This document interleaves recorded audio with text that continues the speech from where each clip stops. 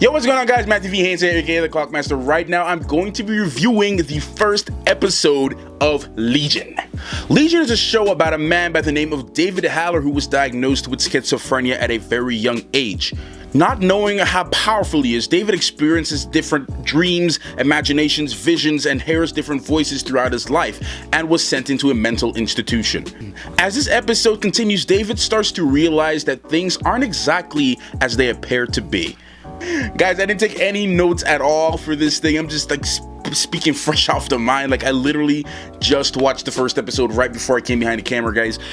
This show is amazing. So far, the first episode was spectacular, guys. This show had me, like, one of the main things, and guys, this is gonna contain minor spoilers, nothing too crazy. I'm gonna try my best not to give too much spoilers with this. But what was so crazy was just that I was legitimately confused throughout the entire episode. Now, I know some stuff about Legion through the original comic books, and things that I'm really trying to figure out here is because in the comic books, Legion is actually the son of Charles Xavier. Now, the reason I bring that up is that this show actually on FX is actually the first to actually integrate with the X-Men film franchise, or integrate with any film franchise for that matter, because as you guys know, if you're familiar with the Netflix series, the Marvel series that they have on Netflix, they're not connected to any of the MCU films like Iron Man and Thor and Guardians of the Galaxy. Like, it's not connected with any of those films. So to see this show here, Legion, is connected with the actual X-Men film franchise, I want to know, because they don't give too much story as to who David Haller's parents is in this show. They don't give too much information about that. So my whole thing is, will they connect this to the actual film with David being Charles' son, or will they just completely give him a different father, an unnamed father, and unnamed mother? I'm just so curious to see that. So one of the things I really wanted to point out about this episode that I really loved a lot, and I love when the last shows do this, is the one-shots. This show had quite a couple one-shot scenes that were done very, very well, and I was so great, because anything one shot always gets me really excited, because everything needs to be in place for it to work. You need to orchestrate things in a certain way, and you just do it literally one shot, boom, get it done like that, and it has to be done right. And if one person messes up, if only one person messes up, you have to go back and do the whole thing over again. So to just see them actually getting to do these one shots is just amazing. And then the one shots with they had some one shot with some visual effects too that had to work out. It just had to work out, or else it'll be hard. And then I couldn't even imagine editing that stuff in post, man. Like, you're sitting behind Avid, or you're sitting behind Maya, and you're just trying to edit a lot of this CGI stuff, and one person messes up, you gotta go back and do it all over again. Or you gotta completely remove that scene and do it all over again, and just completely add something new. So that to just see these one shots come together, like, it's just like really good. So in this episode, you kind of get a viewpoint from David Haller's point of view. How he narrates the story. You can tell that he's somehow crazy, he's insane, he's mentally just wild, he's going all over the place. And that's exactly what this episode does. It tells a story, but then again, everything, it's like a flashback within a flashback, but then it's not a flashback, it's actually really a dream, but then it's not a dream, it's just real, but then maybe it's a dream within a reality, and then this reality is within a dream, and then this dream is within a flashback within a reality. Yeah, so you have all of those elements all up in one episode, guys, and it is just so crazy. There was even a scene where they just started dancing out of nowhere, and I was just like, what? And I was watching this thing, it's like, I wish I reacted to this thing while I had the camera on, but like, I was so confused. I'm still confused. Like, right before I tried reading some stuff to see and I normally try to stay away from looking at other reviews until I do mine, because it can kind of affect my review, but I'm trying to look at these things to see if anyone had an answer for what happened in this episode, and no one has an answer. Everyone is legitimately confused. Everyone is confused, but it's just so good. So to be able to write an episode in a show to be told from that type of perspective, where this person is crazy, or it's just amazing just to see that actually happen, for it to work. Another thing I really wanted to commend is Dan Stevens. Dan Stevens is actually playing David Haller. Man, this guy, and honestly guys, I never heard of Dan Stevens prior to Beauty and the Beast. So when I saw the Beauty and the Beast first trailer is when I I might have seen a couple of his films before, but prior to that, a first trailer that I reacted to a couple months ago, or yeah, about a couple months ago, I didn't know anything about Dan Stevens. And then as I did some more research on him, this guy's a fantastic actor, guys. The performances from these cast members in this episode so far, episode 2 will premiere tomorrow, Wednesday, if you guys are watching this tonight on Tuesday. The casting, it was just great. And some of these characters are new to me. The only one I'm familiar with, like I said, is Legion. I don't know any of the other characters. There's a couple of other mutants, or one other mutant in this episode.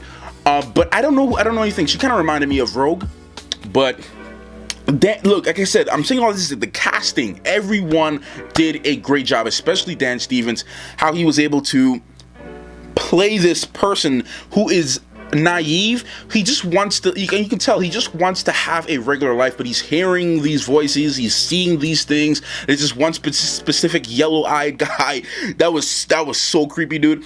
But he's just wanting to live a normal, happy life, just wants to be a normal guy, and he's being faced with all of these problems, and he doesn't know how powerful he is. And that's the thing, he doesn't know how strong he is. He doesn't know that he can literally destroy the world. And what I'm interested to see is that actually in the original Legion comics, David Haller actually has DID, kind of like some Split stuff, like M. Night Shyamalan's movie Split, dissociative identity disorder.